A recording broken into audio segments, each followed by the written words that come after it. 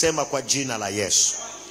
Ile roho ya kutokuoa na kuolewa, ukoo wa mama na ukoo wa baba, na iharibu kwa jina la Yesu, kwa damu ya Yesu. Zile roho zinazohama kutoka kwa mababu kuja kwa mababa na watoto, ili tuishi maisha ya kufanana, umaskini, laana, kukosa mavazi, kukosa chakula, kutokumiliki chochote.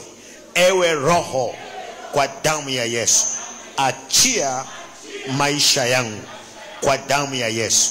Ile akili inayotokana na agano la ukoo wa mama na ukoo wa baba, akili ya kuona mambo fulani makubwa ya baraka hayana sifa kufanywa na sisi, kwa jina la Yesu, akili hiyo leo na iondoa kwa jina la Yesu. Roho ya ulevi, ukoo wa mama na ukoo wa baba, toka kwa jina la Yesu, kwa damu ya Yesu.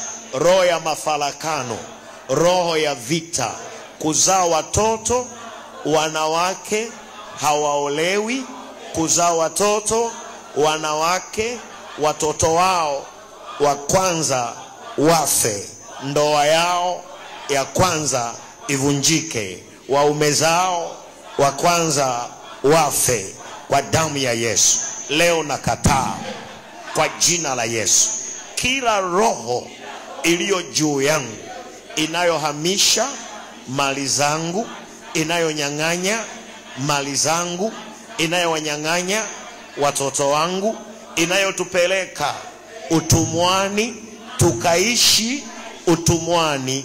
Roho hiyo ninaikemea kwa jina la Yesu, kwa damu ya Yesu, kwa damu ya Yesu.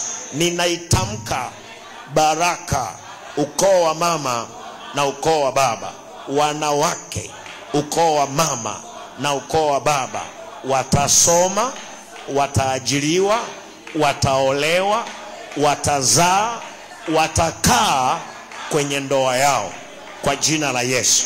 Ninatamka baraka ukoo wa baba kwa jina la Yesu.